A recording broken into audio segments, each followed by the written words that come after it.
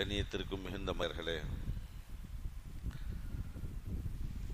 அனஸ் இப்னு மாலிக் ரலியல்லாஹு தஆலா அன்ஹு அவர்கள் நபிகள் நாயகம் ஸல்லல்லாஹு அலைஹி வஸல்லம் அன்னவரிடம் இருந்த அழகான பல்வேறு நற்குணங்களில் ஒரு அழகான ஒரு நற்குணத்தை இந்த ஹதீஸின் வழியாக நமக்கு சொல்லித்தர்றாங்க. இந்த ஹதீஸினுடைய அறிவிப்பாளர் அனஸ் இப்னு மாலிக் ரலியல்லாஹு தஆலா அன்ஹு அவர்கள்.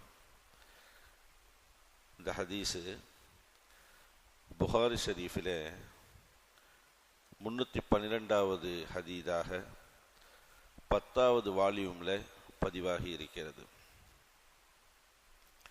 அனஸ் இப்னு மாலிக் ரலியல்லாஹு தஆலா அன்ஹு சொல்றாங்க, அன்னன் நபிய ஸல்லல்லாஹு அலைஹி வஸல்லம், நபிகள் நாயகம் ஸல்லல்லாஹு அலைஹி வஸல்லம் அவர்கள் காண இவ்வாறு ஆகியிருந்தார்கள். காண லா யருத்து அத்தய்யிப, வாசன திரவியங்களை, அத்தர் போன்ற வாசம் தரக்கூடிய அந்த திரவியங்களை யாராவது அவர்களுக்கு கொடுத்தால் அதை மறுக்காதவர்களாக ஆகியிருந்தார்கள் என்று சொல்லித் தருகின்றார்கள். அத்தரை அன்பளிப்பாக கொடுக்கின்ற பொழுது, ஒரு கஸ்தூரியை அன்பளிப்பாக வழங்குகின்ற பொழுது, வாசம் தரக்கூடிய திரவியங்களை கொடுக்கின்ற பொழுது எனக்கு வேண்டாம் என்று அவர்கள் சொன்னதே கிடையாது என்று அனஸ் ரலியல்லாஹு தஆலா அன்ஹு அவர்கள் சொல்லித் தருகின்றார்கள். நபிகள் நாயகம் ஸல்லல்லாஹு அலைஹி வஸல்லம் அவர்களுக்கு பிடித்த 2 பொருட்கள் ஹதீஸில் நம்ம பார்க்குறோம். ரசூல் ஸல்லல்லாஹு அலைஹி வஸல்லம் அவர்களுக்கு 2 பொருட்கள் ரொம்ப பிடிக்கும். அதே போன்று நபிகள் நாயகம் ஸல்லல்லாஹு அலைஹி வஸல்லம் அவர்கள் 2 பொருட்களை வாங்கும் விஷயத்தில் பேரம் பேச மாட்டாங்க. அதுபோன்று நபிகள் நாயகம் ஸல்லல்லாஹு அலைஹி வஸல்லம் அவர்கள் 2 பொருட்களை வாங்கும் பொழுது உயர்தரமான நிலையில் உள்ள பொருளாக வாங்கக்கூடியவர்களாகவும் இருந்தார்கள் என்று ஹதீஸ் நமக்கு சொல்லுது. முதலாவது ஒன்று என்னவென்றால், அவர்கள் அணியக்கூடிய ஆடை.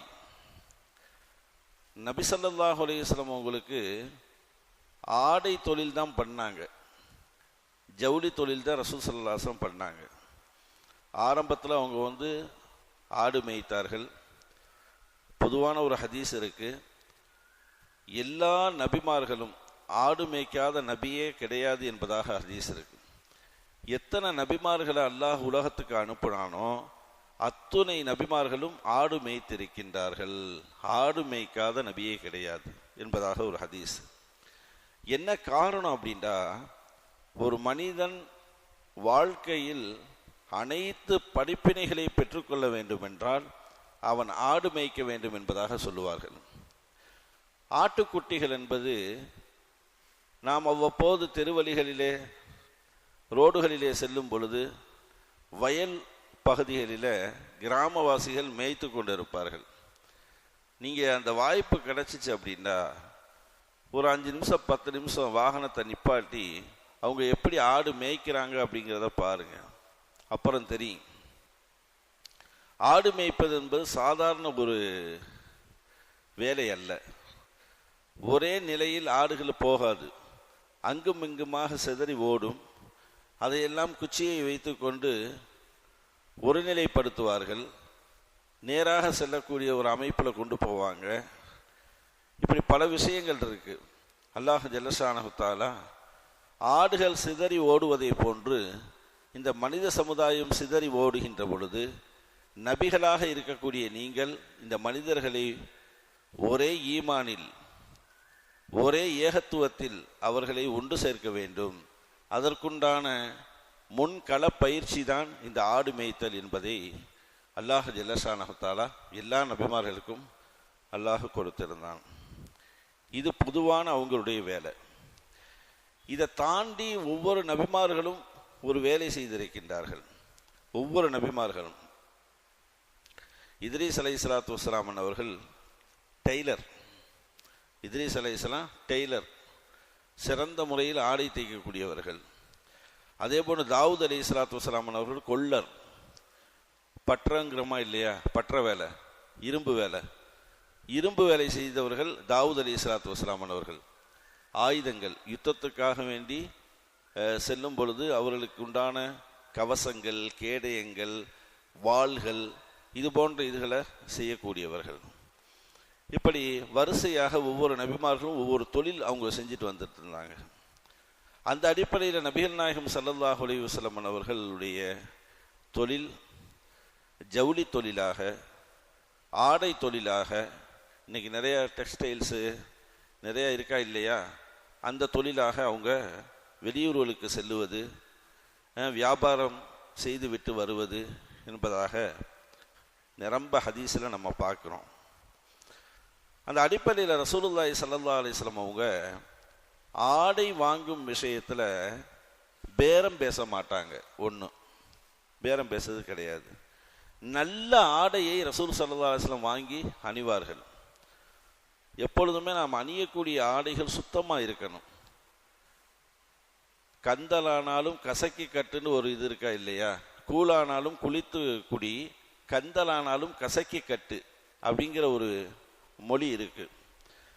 நம்மகிட்ட இருக்கக்கூடிய ஆடை கிழிந்திருந்தாலும் சரி, அனுதினமும் அதை சுத்தப்படுத்தி துவைத்து அதை நாம் அணிய வேண்டும். அப்ப ஆடை எப்பொழுதுமே நம்மிடம் சுத்தமாக இருக்க வேண்டும், அழுக்காக இருக்கக்கூடாது. நபி ஸல்லல்லாஹு அலைஹி வஸல்லம் சுத்தமான ஆடையாக வாங்குவார்கள், புதிய ஆடைகளை வாங்குவார்கள், உயர்தரமான ஆடைகளை வாங்குவார்கள், பேரம் பேச மாட்டார்கள். அவர்களுக்கு பிடித்த நிறம் என்ன நிறம்? ரசூல் ஸல்லல்லாஹு அலைஹி வஸல்லத்துக்கு வெள்ளை. வெள்ளையை ரொம்ப பிரியமா, வெள்ளை ஆடையை அவங்க என்ன செய்வாங்க, பிரியப்பட்ட அணிவார்கள் நபி ஸல்லல்லாஹு அலைஹி வஸல்லம். இது ஒன்று. இரண்டாவது ஒன்று நான் சொன்னேனா இல்லையா, அதுதான் வாசனை திரவியங்கள். வாசனை தரக்கூடிய திரவியங்கள், அத்தர்கள், கஸ்தூரிகள் வருகின்ற பொழுது அதை மகிழ்ச்சியோடு அன்பளிப்பை பெற்றுக்கொள்வார்கள். அதே போன்று அதை கடை வீதிகளிலே வாங்குகின்ற பொழுது அதற்கும் பேரம் பேச மாட்டார்கள். உயர்ந்த அத்தர்களை வாங்குவார்கள். அதன் மீது அவர்களுக்கு மிகுந்த ஒரு ஈர்ப்பு இருந்தது என்பதாக நம்ம பார்க்கிறோம். நபிகள் நாயகம் ஸல்லல்லாஹு அலைஹி வஸல்லம் அவர்கள் இந்த ரெண்டு விஷயத்தில் ரசூல் ஸல்லல்லாஹு அலைஹி வஸல்லம் அவங்க எப்பொழுதுமே திருப்பி கொடுக்க மாட்டாங்க அப்படிங்கிறத அனஸ் ரலியல்லாஹு சொல்கிறாங்க. அனஸ் ரலியல்லாஹு தஆலா அன்ஹு அவர்களை சின்ன வயசுலேயே அம்மா நபி ஸல்லல்லாஹு அலைஹி வஸல்லம் விட்டுட்டு போயிட்டாங்க. விட்டுட்டு போயிட்டாங்க. என் குழந்தைய நபியே நாயகம் நீங்கள் பார்த்துக்கிறங்க அப்படின்ட்டு. அது மாதிரி ஒரு சில குழந்தைகளை ஸல்லல்லாஹு அலைஹி வஸல்லம் அவங்க என்ன செஞ்சாங்க, வளர்ப்பு குழந்தையாக வளர்த்தாங்க. வளர்ப்பு குழந்தையாக வளர்த்த அந்த குழந்தைகளில் ரொம்ப உலக புகழ் பெற்றவங்க தான் அனஸ் ரலியல்லாஹு தஆலா அன்ஹு.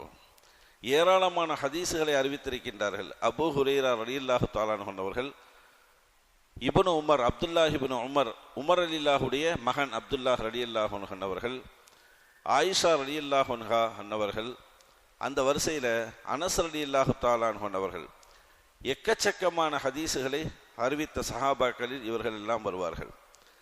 இவர்கள் அருகாமையிலேயே இருந்ததின் காரணமாக, எப்பொழுதுமே ரசூலுல்லாஹி ஸல்லல்லாஹு அலைஹி வஸல்லம் அவருடைய பக்கத்திலேயே இருந்ததின் காரணமாக எல்லா செயல்பாடுகளையும், அவர்கள் அங்கீகரித்த விஷயங்களையும், அவர்கள் சொன்ன விஷயங்களையும், செய்த காரியங்களையும் அழகாக உன்னிப்பாக கவனித்து நமக்கு, இந்த சமூகத்திற்கு, சமுதாயத்திற்கு, இந்த உம்மத்திற்கு செய்தியாக, பாடங்கள், படிப்பினைகளாக, வாழ்க்கை நடைமுறையாக பல்வேறு தகவல்களை தந்திருக்கின்றார்கள். அந்த அடிப்படையில் தான் அனஸ் ரலியல்லாஹு சொல்கிறாங்க, ரசூல் ஸல்லல்லாஹு அலைஹி வஸல்லம் எந்த வாசன திரவியங்கள் கொடுத்தாலும் சரி, இது எனக்கு பிடிக்கலை, இந்த வாசம் எனக்கு நல்லா இல்லை, இது கொஞ்சம் ஹார்டாக இருக்குது, இது கொஞ்சம் லைட்டாக இருக்குது, இதை நீங்கள் வேற யாருக்காவது கொடுத்துருங்க, என்கிட்ட நிறையா இருக்குது, இது போன்ற எந்த காரணமே அவங்களுடைய நாவிலிருந்து வரவே வராது. அதை முழு மனதோடு அவர்கள் அங்கீகரித்து அதை ஏற்றுக்கொள்வார்கள் என்பதை அனஸ் ரலியல்லாஹு தஆலா அன்ஹு அவர்கள் இந்த ஹதீஸின் வழியாக நமக்கு சொல்லித் தருகின்றார்கள். இந்த ஹதீஸிலிருந்து நமக்கு கிடைக்கக்கூடிய ஒரு சில பாடங்கள் என்னவென்றால், நபி ஸல்லல்லாஹு அலைஹி வஸல்லம் அவர்கள் நமக்கு இந்த 2 செய்தியின் மூலியமாக எதையும் திருப்பி கொடுக்க மாட்டார்கள் என்பதாக நம்ம இதில் பார்க்கிறோம். ஆனால் இதிலிருந்து இமாம்கள் என்ன சொல்றாங்க அப்படின்னா, உங்களுக்கு ஏதாவது அன்பளிப்புகள் வருகின்ற பொழுது அது தெரிந்தவர்களோ தெரியாதவர்களோ பிடித்தவர்களோ பிடிக்காதவர்களோ ஆசையாக ஒரு பாச நேசத்தோடு உங்களுக்கு தருகின்ற பொழுது அதை நீங்கள் ஒருபொழுதும் மறுத்து விடாதீர்கள்,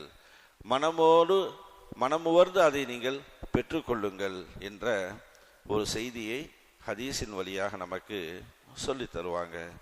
கண்ணியமான பெருமக்களே, ஸல்லல்லாஹு அலைஹி வஸல்லம் அவர்கள் எல்லா விஷயங்களுக்கும் அழகான வழிகாட்டுதலை நமக்கு தந்திருக்கின்றார்கள். அந்த அடிப்படையில் நாம் பயன்படுத்தக்கூடிய பொருளாக இருக்கட்டும், உடையில் பயன்படுத்துவது, உடலில் பயன்படுத்துவது, இப்படி எதுவாக இருக்கட்டும், அதிலேயும் உங்களுக்கு சில ஒழுக்கங்கள் இருக்கிறது என்பதைத்தான் ஹதீஸில் நமக்கு சொல்லித்தர்றாங்க. அதன் பிரகாரம் வாழக்கூடிய நத்தௌஃபீக்கை அல்லாஹ் நமக்கும் நம்முடைய சந்ததியினர்கள் அகில முஸ்லீம்கள் அத்தனை நபர்களுக்கும் அல்லாஹ் நசீபாக்கி தருவானாக. நபி ஸல்லல்லாஹு அலைஹி வஸல்லமுடைய நடைமுறைகளை, சுன்னத்துக்களை அடிபெறலாமல் பின்பற்றக்கூடிய நத்தௌஃபீக்கை நல் வாய்ப்பையும் அல்லாஹ் நமக்கு சேர்த்து தருவானாக. வாஹிர் தாவா